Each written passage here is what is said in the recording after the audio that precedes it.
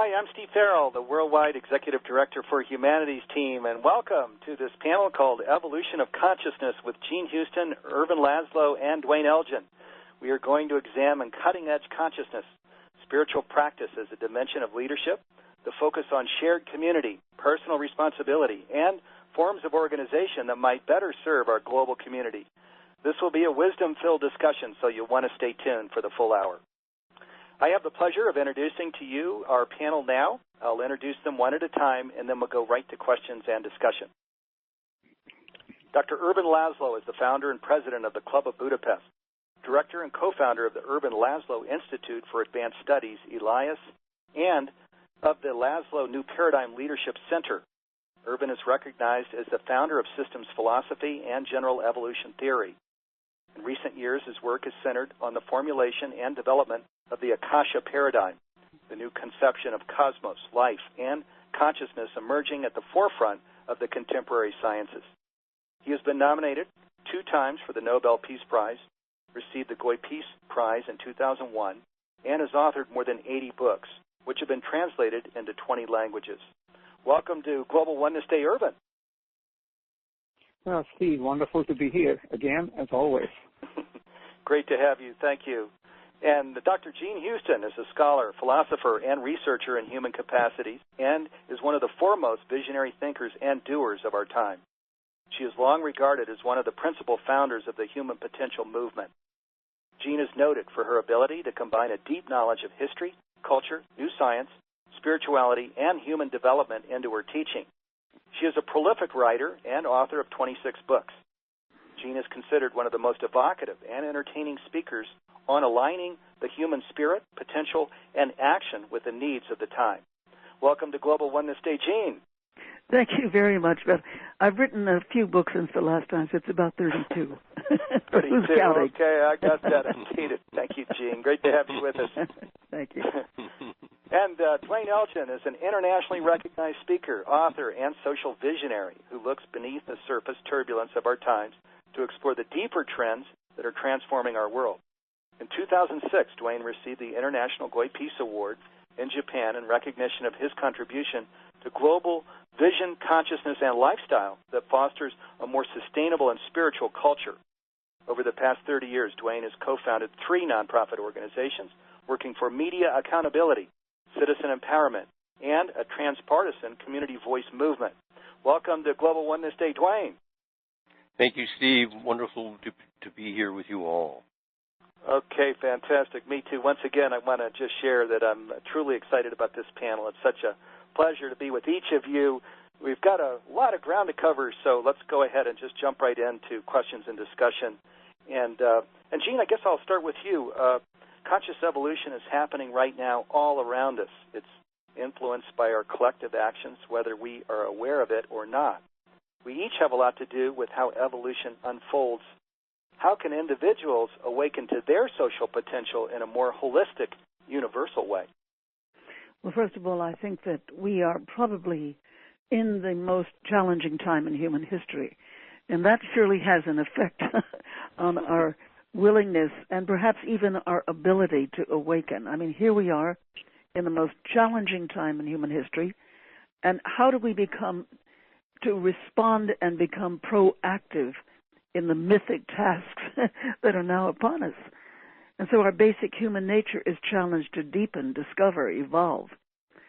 And what we try to do in our work, and I know that everybody on this, the wonderful gentlemen on this call also try to do this, to begin to show people what the Sufis call the treasury of unseen generosities that exist within us, the remarkable resources that we all have to meet the most challenges and opportunities with a kind of, what should I say, ebullience and confidence. I think that the evolutionary agenda that is shaking the fabric of the world is now ours to embrace.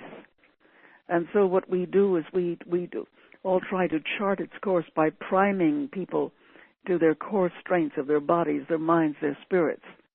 And each of these strengths, I believe, is sourced in quantum reality or spiritual reality, the optimal patterns in which we, I believe, are embedded. Now, up until recently, we only knew of the creative matrix that underlies all reality, and with scientific or intellectual concepts, I mean, rarely applicable to our lives and well-being. But people like Dwayne and certainly Irwin, and my own small way myself, are introducing people to ways of making it hands-on, sensory-rich, spiritually potent, and above all, of immeasurable usefulness in meeting the challenges that we face. I mean, physically, for example, we discover core body strengths and epigenetic codes that help us activate energies of new body, new mind. Psychologically, what is possible is both fascinating and valuable. I mean, given the too muchness of today's living, many people feel exhausted and fractured unless they move into another kind of awareness, one in which one is trained to seeing yourself as, for example, a theater of selves, a troupe of actors playing different roles according to the scene and script for the day. I mean, I've often suggested that if schizophrenia, the self that's split off against itself, is a disease of the human condition, then polyphrenia, the orchestration of our many, many selves, may be our expanded health. Because I do believe that the brittle raft of a solitary ego is an uncertain vessel in the sea of so much change. So the polyphrenic person is able to keep a large cast of characters alive. I mean, calling them to stage front is needed for the many, many roles that we have to play. And each character brings new energies, new skills. Now, given these new skills, we can then be introduced to the power and passion of people's higher story and deeper purpose, and the means to achieve and sustain a stunning narrative. And ultimately, we know our lives as a paradox game, that here we are living locally in a non-local consciousness. I mean, in the infinite intelligence, the Akashic intelligence that is the source and the sustenance of all life and becoming. And so it can then experience a gigantic shift in our relationship to the very nature of reality, and with it, I believe, capacities and possibilities that up to now were both unimagined or disbelieved. So we are in the time of the great changing, and I believe that the complexity and the difficulties, the enormous challenges are activating in us ways, skillful means, states of being that bring us into a deep resonance with the higher qualities that we know we contain. Wow, beautiful. That sure frames it, Jean, as we get started. Thank you. Yeah, starting with that we are in the most challenging evolutionary time in our history, and certainly I'm guessing we all agree with that. That's a great lead-in to a question, Irvin, I wanted to bring to you. How can humanity make its transition from its destructive phase to a world with systems that are sustainable for all of life, where all can flourish? Well, that's the $64 billion question, isn't it?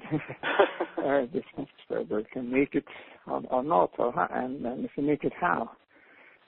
Jean has already said a couple of words, a couple of concepts. I said a lot of rich things that we can be enough for an hour or a whole seminar.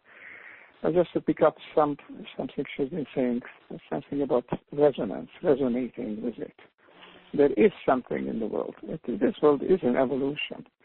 It's not a mechanical evolution. It's not predetermined either. We are in a process of change, which technically might call it a bifurcation, which means that the old is falling apart, but the new one is not yet decided. It's there as a potential, as a possibility. And that's where do we find the strengths? Where do we find the wisdom? And I think it's not outside, it's inside. I think Jean would agree with that. Probably, I think Dwayne would agree with it. It's in us. I think we have had that as our species history. The same information that is connecting ourselves, that is connecting the galaxies. And that comes to the fore in the quantum, and it's in every living system. And that same information which makes us whole, because life is whole. any part, any diminution of wholeness in it is a disease in life. And any healthy, flourishing system is a whole system. So, and that information is in us because it is there. It's in the cosmos. But we have overlaid it by many fragmented, short-sighted, short-motivated actions and organizations, impetus. And it's time to recover it because the time has come when we can either live up to the challenge of our oneness, of our wholeness, or we really face a catastrophe, a species-wide catastrophe. I think we're facing it, but in our future. It's not our destiny, but it's there. It's there as an ever-present possibility. And the answer to that, how we can get past it, is to go find that wisdom, which is there in every living system, which is on every biosphere. And this is what Jean and Duane have been doing, and what I've much less so, but I've been trying to do as well, and to point to the way that where the laws of nature in the cosmos, the universe that we discover, are really expressions of that same wisdom that is in us. And that is just different ways of we can search for them in science and the spirituality, but ultimately we are looking for the same thing. And the same thing is that wholeness, is that oneness, which connects all ourselves into one living organism, and which is connecting all living organisms into a living web of life in itself, as Duane would say, in a living universe. So this is the challenge before us. The question of the how is not outside; it's in us, within us. Discover it. Of course, we are on the process of doing so because the youth cultures are, but we can discuss that later. And there's so many signs that this is already happening. Just to call attention to the fact that this is our biggest and best hope, and it is something that is already happening, needs to be reinforced, needs to be taken into hand by each one of us, becoming that process of evolution that is occurring around us, becoming it consciously. Oof, such incredible words of wisdom as we get started here. I know all of our listeners are taking this to heart as I am. And what great, beautiful wisdom, just starting with the clarity of the challenging time in which we live, and then just addressing this ancient wisdom, this timeless truth that we are all one, and that we go within. This is where we find it. This is where we embrace it, where we live it and express it. So, Duane, this is perfect because, again, your material, such as the living universe that Irvin referenced, speaks so powerfully to all of this. How can a person broaden their perspective about physical changes in the Earth's structure so they can discern their commitment to influence planetary changes? I'd like to hearken back to what both Jean and Irvin have been saying about the universe as a living system. And this is not a new idea. More than 2,000 years ago, Plato said the universe is a single living creature that contains all living creatures within it. And I think we've lost that wisdom over the last several thousand years. And I think now humanity's greatest wound, our greatest wound is our separation from the living universe. And we're lost. We've lost our sense of connection with our deepest home, which is the universe itself. And wonderfully, we are in a process of discovery, measurably so right now. You can see surveys that show upwards of 40 to 50% of the American adult population saying, on a weekly basis, I have a regular experience of awe and wonder of living in this universe. So I think experientially we are beginning to make a turn back to home, and home being the living universe. And once we begin to feel a sense of home, we then naturally begin to express a sense of care. And our caring extends to the earth, to the rest of life, other plants, other animals, to the future, as well as regard for the universe itself as a sacred home within which we live. So that's what I see very naturally emerging in surveys, but it's not really being acknowledged. That this whole idea of whether we call it the Akashic Field, the living universe, or other names, there is much more happening here in this universe than we have been giving it credit for through the lens of science. And now the frontiers of science, as well as the integration of the world's wisdom traditions, are now pointing towards the universe and saying, wait, it's alive, it's a living system, and we are a part of that larger aliveness. And our evolutionary journey does not end with, let's say, materialism. It just begins with that material foundation from which we can then begin to explore collectively our journey into aliveness.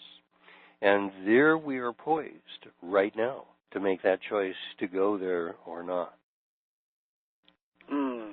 So true, yes. And so like you say, whether we call it the living universe or Akashic Field or address it as spiritual literacy, but to just point out that this aspect of a living universe, that everything is connected, that there's a source, a divine source, that this is at the center of all of this. Beautiful. One of the things, Dwayne, that you speak to in your book, The Living Universe, is that what people naturally do when their perception is of a dead universe, and you talk a little bit about that in your book. Do you want to bring that in? Because I think that certainly speaks to some of what we're seeing at this time, doesn't it? Yeah, and currently we live in a dead universe as far as science is, the mainstream science is concerned, says we live in a universe of essentially dead matter and empty space. And people are saying, look, if it's mostly dead matter out there, let's exploit that which is dead on behalf of the few, us, me, myself, that is alive, that's living. And so the perception of a non-living or a dead universe at the foundations immediately generates an exploitive mindset and attitude, and that's been extraordinarily successful for the last 200-300 years. But we have become so successsul that we're undoing ourselves. We're running up against the limits of the earth to sustain that kind of a mindset. So in running up against nature, we run up against human nature. And then we have to ask ourselves, well, is that really our fundamental nature? We're just biological beings searching for survival, and what we're beginning to discover is, no, we're a lot more than that. We're cosmological beings as well as biological beings. And we are on a journey of discovery using our biological beings to enter into, as Gene and Irvin speak about so eloquently, to enter into this extraordinary living cosmos. We've just begun the process of discovery. We're just beginning to develop a literacy of consciousness and such to take us into this new and really extraordinary world that is welcoming us. Beautiful. Yes. Fantastic. Wow. Are we started big or what? So thank you. Thank you, panel. We'll just go a little deeper here. This has just been a really powerful discussion. Irvin, can you explain how modern science has discovered an interconnecting cosmic field known as the Akashic Field, bridging the gap between science and spiritual teachings? This certainly relates to what we've been talking about here. Well, the basis for that is really, you can go back to a saying of Einstein, which he said, asking what is really science about, what do scientists seek? And he said, we seek in science the simplest possible scheme that can explain the observed facts. Now, there are so many observed facts that speak to interconnection that if you don't find the scheme that can account for that, then there is something wrong. Not with the evidence, it's something wrong with your thinking. And the old system, whereby you don't have this transcendental, instant, intrinsic connections that we are now discovering in the quantum field and discovering in the life field as well. If we can't account for that, then we are barking up the wrong field, as it were. We are living in the wrong illusion, in an illusion. So how do we discover this? Because the evidence points to it. And the one thing I want to add to this discussion that we have had just now with Duane and before that with Jean, you talk about, the universe, the living universe emerging from its material basis. I would just say there is no material basis. This universe has always been an informed universe, what Duane calls a living universe. I like the term, it's the same thing really, that David Bohm is using, informed, spelled with a hyphen. This is energy that is informed, that is energy that is held together by a cosmic mind, as it were. And you know who said that? It's not, you think it's a spiritual, somebody who says it, spiritual because great scientists are spiritual. Actually, the person who said this is Max Planck, one of the greatest physicists of the past century. He said, basically, after all these years, he said in one of his last lectures in Florence, he said, after all these years of studying the most hard-nosed sciences, which is the study of matter, I can tell you this much, there is no matter as such. There is no matter in the universe. What is there? There is something, yes, I would say alive, something which you can describe as a vibration generated by a field or existing within a field where it follows its own trajectory, not a mechanistic trajectory, but as something highly informed. And Max Planck went on to say it's like a cosmic mind keeping those vibrations together so they form atoms. And then they form the atoms form molecules and cells and organisms and biospheres and galaxies and so on, So this is not a material universe, and the simplest way to get out of the whole notion of that this is a dead universe is to say it's not a dead universe because this is not a material universe. It's an informed universe. It's an energy universe. When somebody asked Einstein also what is really matter or mass, he says, well, it's energy on a very low level of vibration, or low speed, because we know EMC square is energy is at the square at the velocity of mass, of light multiplied by mass. But so what is mass? Mass is brought down, energy brought down to the velocity of light, where it appears as light, and there all the electromagnetic phenomena come out, appear, all the whole strange phenomena from the quanta all the way to the known recognized objects on living systems. So all this universe is an informed, self-organizing universe, a giant pattern of vibrations held together by what appears to be a cosmic mind. This is basically the notion of Erwin Schrödinger, is a notion of Pauli, and you can see all the quantum people, giants, have come up with this notion, and now increasingly biologists are doing that. And I think it's going to penetrate more and more into consciousness studies, where we find that consciousness itself is part of this universe. It's a basic expression of it, so that there is nothing dead about this universe. It's all vibrant, it's all evolving, and we're all very much a part of it. Yes, indeed. Yes, it is. Gosh, don't you wish we could convene this meeting such as this in Silicon Valley and other business centers around the world?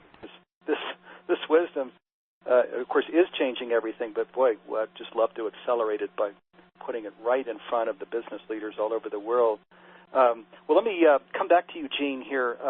15 years into this new millennium, how is leadership changing? Is our oneness with the divine in each other changing our vision of the world? And is leadership communicating that vision to people in ways that are having impact? Yes. I would say at top levels, what we consider top levels, which are really middle levels, you don't see a great deal of change, although as individuals, because I work with many of these individuals, you do see that, but the public's not aware of it. But another order of leadership is rising, a vast energy for change is emerging from regular people. I don't want to say from the bottom up, because nobody's bottom up, but from people getting together, forming alliances, and what becomes possible at local levels and at national levels and at global levels are increasing numbers of people from all walks of life who are prepared to invest their time and skills in making a better world. That's something I find literally all over the world. You particularly find it in women's organizations. Nobody writes about this, but for example, you find these pro-peace organizations of women literally everywhere. And they're locally rooted, but they become transnational. Let me give you an example. Syria, of all places, Syria. In northern Syria, you have women who have gotten together to create a grassroots democracy. They have set up communes ranging in size from 7 to 300 families, depending on whether they're based in villages or cities. And all the members elect a man and a woman under a co-presidentship to manage the work to represent the interests of the House of the People, which is the regional council. And with the women themselves, women who could not read or write before the revolution have gone to the academies that have been set up and become educated and empowered. And their very presence in the public sphere has transformed how women are seen, and a new respect for women's ability has permeated every level of society. They've formed brigades to resist the waves of mass jihadis who are razing towns and cities and wreaking terror. They are doing what not the Iraq army, nor the Kurds, nor the Western bombs have managed to achieve. They've engineered the liberation of the jihadis from the warriors. And now they are improvising a new model of living in an enclave that offers ways of stopping the spread of foolish and backward ideologies. And this is something that I'm literally finding all over the world. In every setting, everywhere, women's rights groups really notice where the regressive forces are rising and try to stop them. The rise of women to full partnership with men in the whole domain of human affairs is probably the single most important event of the last 5,000 years, because it's changing everything. For example, I think of Suwannee Hunt and her Women Waging Peace Policy Commission that has yielded a network of more than 1,000 trained women in so many to stop conflict, and they are being enormously effective, countering not just terrorism, but also activating, calling the conferences, working with the young people, really creating a lure of becoming to a better world. This is probably one of the biggest shifts in human history. So to answer your question, it's happening in alliances from the ground up, but it is also happening particularly among women who are practicing social artistry, which is their own human development in the light of social change. Because as old Einstein said, the way that we used to solve problems, or the way that created the problem isn't the same kind of mind. He also said, I'm trying to remember, he said, we have changed everything save our mode of thinking, and thus we drift toward unparalleled catastrophes. My life, everything I do is dedicated to changing the mode of thinking and being and ways of seeing the higher order of our humanity, so that we can not drift, but we can move towards creative transformation of our time and our world. Really stunning. Thank you, Jean. And as you were speaking, I was just considering, of course, Merkel over in Europe, yes, and Clinton here in the U.S. Yes. And the developments there, but also, your the work that you three do and other leaders like you are doing in the world. This message, "We Are One," which we've seen in as part of Obama's inauguration. What we're seeing now, where there's this focus on localization in economies and where globalization is being called into question. And, of course, the encyclical, which isn't that old. So lots of good stuff happening here if we tune in to the good stuff. This takes me just right in the direction that I wanted to go. You started here with this, Gene, but do you feel hopeful? Do you feel we're moving in directions that are life-enhancing, life-supporting, and life-sustaining? Well, one of the things that, thank you for asking that question, Steve, because I have to travel so much. You know, I've worked in 109 countries to date, over many years, of course, but I continue this kind of work. Is everywhere I go, I find that the news of the positive, creative things happening is much, much, much greater than the negative. Unfortunately, the nature of newscasting is if it bleeds, it leads. That's it. The people are getting a very, very unbalanced and disoriented view of the world. You find, as I said, the rise of women, a huge event. The rise of young people. I work with a great many young people under 30, and I live in a state of wonder and astonishment about how deeply they think, how richly they are willing to go out and make a difference, and above all, how much they really embody a kind of philosophy of love and caring. But you only hear about, the kids who have taken a dangerous path. You don't hear about what is happening. The fact is that we're interconnected. There's factors unique in human history. The regenesis of human nature. We now understand a great deal more about who we are, what we contain, and what we can do about it, and how to activate the human potential. The regenesis of social forms, of which the decline in standard brand governance is happening, the dislocations which may be necessary, the Brexit type of phenomena. I personally think this falling apart is so that we can come together, all of us come together in a kind of global governance, a global unity within the next 20 to 50 years is what I see as possible. And then, of course, we have the rising of the depths. We have the breakdown of the membranes between people with a great deal of problems, obviously, because we're crossing the great divide of otherness everywhere. And we are undergoing a sea change to something rich and strange, and learning how to work across barriers that before would take hundreds of years, and now it's happening in a few hundred months. And then, of course, the rising of the depths, people becoming, as I find, spiritually much more aware, not necessarily religiously, but certainly spiritually, that the Zeit is getting geisty, the spirit is rising, and with people like Dwayne and Irvin who are offering the scientific metaphors for how this arises in the fact that we are living in consciousness. We are not just living in space, we are living in consciousness as the ground of our being, and our experiences in certain states of consciousness that we can pursue prayerfully or creatively or in meditation puts us directly in touch with this great oneness of which we are a part. We find that. And then, of course, it is the shift, the earth and the cosmos itself are looking at us and saying, we've got a live one there, we've got live ones there. Let us co-create. We're in interdependent co-creation with the universe itself. And together, I believe we are moving to a new order of speciation, of the growth of our humanity as we become the stewards of our planet.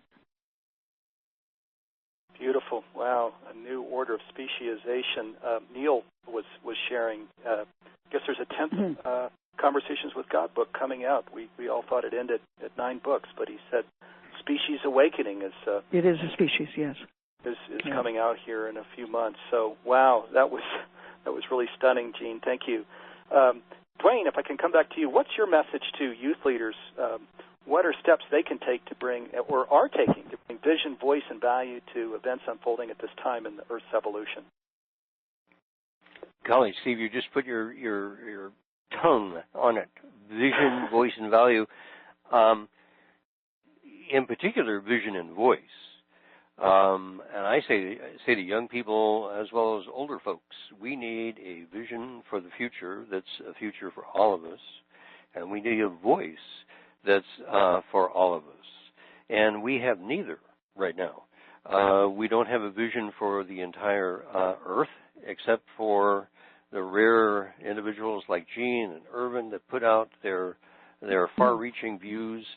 We really don't have a collective vision yet for how we're going to live together on this increasingly small Earth, nor do we have a collective voice as a species to call for the kind of visionary future that we do want. So we are in a very challenging situation. And the reality is, at the very moment we need both a new voice and a new vision, we have the technological tools to deliver that to ourselves to an extraordinary degree. Right now, there are a little over 7 billion people on the planet. 3.5 of those billions have access to the Internet. Half of the people of this planet have access to the Internet. And it means for the first time in human history, we could actually communicate with ourselves as an entire human community. So we have the means to do this. We have the motivation to do this because we were faced with a choice of either evolution or extinction. And so I feel, when I speak to young people, I say, engage with the Internet. Develop your capacity for a visual literacy, but let it be a compassionate visual literacy. Gene mentioned that traditional media says if it bleeds, it leads. The first thing we put up is violence. And the new compassionate journalism will say, if it loves, it leads. If it's a lie that leads. If it's taking us into a larger, more heartening, more welcoming future, it leads. And we have a choice as a human family to turn from a future of deadness to a future of aliveness. And the world that we're living in now is a world essentially of dead matter and empty space, defined by science some 300 years ago. People say, well, what matters is matter. And increasingly what we're seeing is, no, what matters is aliveness. What matters is aliveness. And there's a new economy for growing aliveness, and education, and media, and healthcare, and on and on and on. So we are in a time of uncomfortable transition from an extraordinary view of the universe as a non-living system to one of deeply, profoundly alive. And that not only shifts the sense of reality, it changes who we think we are. And we're no longer just these biological beings, we're biocosmic beings. And when we shift our sense of reality and identity, we then begin to shift our sense of journey. And we're saying what we're learning to do is live in a living universe. This thing is alive. We're alive. We're a part of that aliveness. The bigger job is not to accumulate matter. It's rather to grow into the aliveness that's within ourselves and as a part of this larger living universe. What an incredible invitation to draw us into the future. And I think it will take that cosmic scale invitation to draw us out of our kind of parochial, local, tribal almost psychology that's dominating the earth right now. What an incredible time of breaking free of old institutions and into new possibilities as a species. Oh, awesome. I love that. If it loves, it leads. May that be the future. Amen and amen. And what matters is aliveness. That's certainly coming through in all of these messages here. Thank you, Dwayne. Irvin, let me come back to you. Of course, you are an initiator of the Fuji Declaration, also the Conscious Business Declaration. How do these declarations point us in these directions that we're talking about here? Well, one of the basic elements of these declarations is what we have called, with our Japanese friends, the Saiyonjis, we call it the divine spark. Now, at first sight, it looks like a religious or certainly a very spiritual notion, but it's a very, very even scientific notion because there is something which is other than dead matter. Of course, as I was saying before, there is no such thing as dead matter altogether. So there is something divine about this universe. There is something more to it than just a chance concourse of atoms and molecules and so on. You know, this is a highly oriented universe, a non-chance universe. So what brings us what we call attention to here, that there is a basic element which we all share. And this basic element is the same element that keeps the particles of an atom together, which keeps the systems, the solar systems of a galaxy together, which keeps our body together, and each other keeps us together. So this is an evolutionary thrust. This is a thrust toward building more complex systems which have one particular, several, but one basic hallmark, which we could call coherence. Coherence has to be interpreted in a very general sense, not just in a very technical sense as in physics. But coherence means that in a system, every part is in touch with every other part. So they all are exchanging information, and they all can be oriented together. Now, coherence of this kind is an absolute predisposition, precondition of life, of a living system. We would all be dead if we wouldn't be coherent. If part of our system is not coherent, then we are sick. And if that part, which is not coherent with the rest, is only coherent with itself, that means that it only replicates itself with regard to the rest, then it will kill the system eventually. In the body, we call it a cancer. But think of it in the human world, in the human realm. Are there really subsystems here? Talk about financial systems, or talk about military systems, or even big business, or whatever, that are operating only for themselves, with their own good at heart, not being really concerned with the rest. And if that kind of a system starts replicating itself, eventually it will garner power, it will garner money, wealth to itself, and it will impoverish the rest. So these are cancerous processes in the world. And we are beginning to wake up to them. I agree with Jean and Dwayne. Yes, we are in the midst of a waking up of a new tremendous vague. I keep thinking of the French word of moving forward, in a wave, and this is what is actually happening. But whether the outcome will be flourishing, or whether it will be a chaos, which may not be the final chaos, but will be a very painful process, we don't know yet. And that's why it's so exciting to live in this world, because the future is not there, something that we can need to predict, to try to find out. The future is there to be created. It's not yet created. It's not decided yet. But we certainly know one thing we know very definitely. It's not what it used to be. The future is not what it is even now. It's bound to be something different, because what we have today is not sustainable. It's a transitory, transitional state. And all the Fuji declarations and the business declaration are all pointing to the fact that we are in an incredibly exciting phase of our development, of our collective species evolution. And this evolution is led by something divine, which is there in us, because it is there in the cosmos. And so this responsibility, which is the key word that we're using this declaration, responsibility for us, for ourselves, and for our world, that is an absolute key element. We have to take this to heart, because the future is yet to be created, is yet to be shaped, is yet to be decided. We are here at the cusp, at a turning point, at a bifurcation point, or a tipping point, if you like. And people who are in business, people who are young people who do whatever they do, but primarily those who have access to media. And now there's luckily more and more people have access to media, as you just mentioned. 3.5 billion people do have access to internet. But there are people whose work, whose personality can play an enormous role.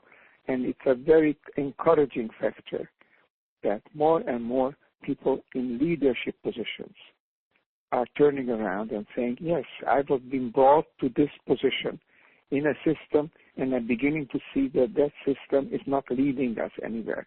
It's bound to change. It has to change. People have the courage to say that, and then to start leading, looking for a new direction, and to start leading into that direction. Those are the real heroes of our time, I think. Everybody has this chance to do. Everybody can do this. But when we do a declaration for business people, it's not meant that they are special privileged people. It's meant people that have particular responsibility to show that they themselves are beginning to understand that the leadership to which they have achieved is not the leadership that they can continue to ride that wave. They have to shift, jump to a new wave. And this new wave is already there. It's coming. Is the one that Jean is so much working with and developing and enhancing that we are all discussing here. So to my mind, these declarations are indications. Wake up, you people, especially people who are in a position of influence, to show that yes, you are recognizing. You are not the same that you used to think you were. And you use your position, you use your prestige, your position as somebody who people can turn to for advice or look at for leadership. That is a tremendous responsibility. Responsibility for everybody, for all our future, but that is in particular in these declarations. We turn to people who have this influential position and say, wake up and take your responsibility seriously. You have been a particularly bright individuals. You have recognized the nature of this world. Now you recognize that the nature of this world is different than what you thought it is, and now turn around and move us in that direction where we can not be a cancer as being successful subgroups, not a cancer in the universe, in the human system, but be actually the motivating force, the divine spark that can pull us all together.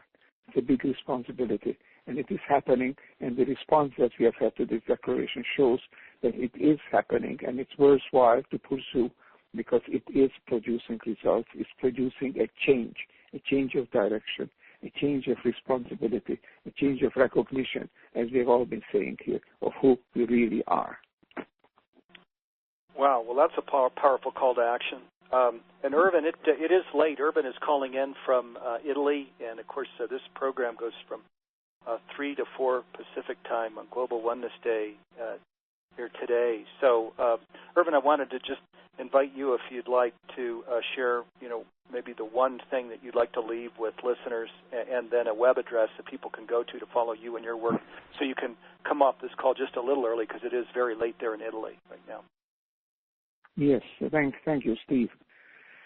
But it so happens that I've been working on an expression of what I call the new paradigm for perhaps 25, 30 years, and I've written several dozen books on that. But I've come forth with which is the most important book of my life, I think.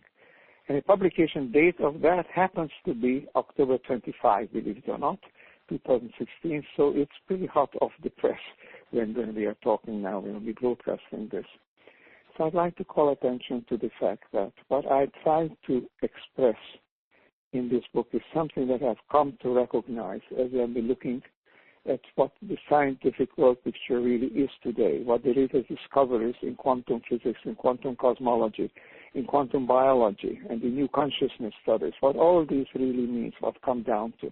I've been trying to put it together into this post-materialist, non-local, interconnected oneness paradigm, you might say. Let me just put as a kind of a parenthesis a very interesting fact. I was born in Hungary. My native language is Hungarian, and I don't know how it is in any other language, maybe in some other languages as well, but the term for health is oneness. It's actually, that's the term. To be one is to be healthy. And it's interesting because that language's roots have cooled back several thousand years. And that is an interesting insight that comes to light. And nobody, even in that country, thinks of it consciously. But if you think of it, really ask yourself, what is health? Health is oneness. Anyway, let me get back to this just for a moment, and just to conclude. In this book, which is now being published, I try to describe what I call the new map, a new map of cosmos, of physical reality, and a new map of consciousness. And I try to say that it is the same map. It's not one thing arising out of the other. It's not one next to the other. It's the same thing. It appears to us in different forms. And perhaps there's an explanation for that. They are actually vibrations. They are different frequencies, and they appear as different gestalts. But those are the technical details, perhaps. The fact is that we are a single mind and body entity. And this entity, that who we are, is the world itself. We are very much a part of this evolving world. And if we understand that, we will act differently. So the reference I would like to leave with you is this book, which goes under my name. It's called, has the immodest title, What is Reality? But it has a question mark. It doesn't sort of tell you what it is. It asks what it is and seeks an answer. And the answer is the new map of cosmos and the new map of consciousness, which is, as I said, the same map. And this particular paradigm, which I think is an embracing paradigm, which goes beyond the dichotomies of body and mind, dead and alive, human and nature. It's an embracing paradigm. It's the work which is undertaken in the institute that also bears now my name, called the Laszlo Institute of New Paradigm Research, which has its own website. I just look at, put in LaszloInstitute.com and you'll find it. Also, the Club of Budapest, which I founded some years ago with the Dalai Lama, is dedicated to put into action these new insights. With our current project, 22 different national clubs that are making up the part of the network of the Club of Budapest are dedicated to a project. Please enter the number you wish to dial, or press star for more options. Oop, I think we lost Irvin there. Can you all hear me? Yes. The number you have entered is not valid. Okay, apologies. Please enter the number you wish to dial, or press star for more options. We did bring in Irvin from Italy, and I think he was just closing his remarks. He did share this book that's coming out called What is Reality? Wow. What is Reality? I'm in that book. I have a long essay in it. Oh, fabulous. Yeah. Well, great. New map of cosmos and consciousness sounds just awesome. So, it's a very good book. Irvin was sharing websites where you can follow him. And gosh, we've got just 8 minutes left. Before we, let's see. Well, we can do one of a couple of things. One is we could go to closing remarks, Jean, for you and for Dwayne, and give you each about 3. I need a couple minutes here to close. We want to do this in 60 minutes so we keep Global Oneness Day on track. But, Jean, do you want to take maybe 3 minutes to just share the thing that you'd like most to leave with listeners here who are present with us for Global Oneness Day, and then a website where they can follow you? Sure. Well, I think we're getting to that point where we're asking, what do we want to evoke for this extraordinary time? And I would say the genius of larval minds. I mean, people becoming superb catalysts, carriers of new genesis as the world is getting ready to move. I mean, people who think in varied postures. I mean, given to silent contemplation to stock their spiritual income, so as to have the wherewithal for ethical and creative expenditures. A sufficiency of intellectual and moral passion to explore new ways of being for body, mind, soul, and community, and with it the ability to be present to the availability of an unobstructed universe, both within and without, whose ground is consciousness. The fact is, friends, that science is not enough. Religion is not enough. Art is not enough. Politics and economics are surely not enough, nor is duty, nor is action, however disinterested, nor however sublime is contemplation. Nothing short of everything will really do. And that's where we're in. We're in the everything time. This means that as authentic selves, offering our unique gifts, we become artists of the possible. as well as social artists who do what? Well, encourage inquiry into a shaping of a planetary civilization attuned to nature, as my dear friend Dwayne has so beautifully said. I mean, elevate and deepen discourse and dialogue on global affairs. Support cooperative international efforts that lead to the common good. Deepen and strengthen the inner life and its interconnectedness to the whole. Explore new forms of spirituality for a global era. Deal with complexity through an integral worldview. Encourage the growth of an informed global civil society. Enhance human solidarity through honoring cultural and developmental differences. Discover the ways and means of the social artist who can help individuals, organizations, and cultures move into an evolutionary agenda. So, I mean, given all of this, what does this require? What is there in the authentic givens of our nature to inspire the emerging new story and the radical changes and challenges go with it? And so it is to explore and develop those ways to engender the passion for the possible in our human development while discovering what that possible is.